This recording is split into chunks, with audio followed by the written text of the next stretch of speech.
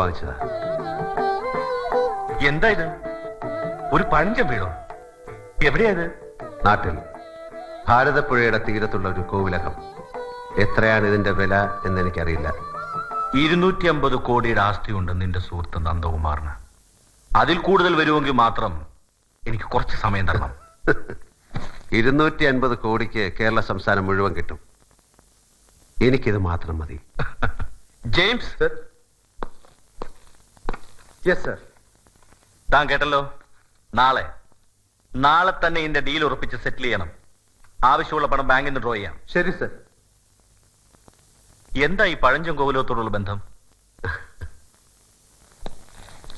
ഒരു മോഹം, കിറുക്ക്, അല്ലെങ്കിൽ പുരാവസ്തുക്കളോട് പോയ കാലത്തിനോടുള്ള ഒരു പെറ്റി എഫെക്ഷൻ, ക്രേസ്, എന്തും വിളിക്കാം. James sir. അത് വാങ്ങിക്കുന്ന എന്റെ പേരിലാകരുത്, നന്ദന്റെ പേരിൽ തന്നെ വേണം. നോ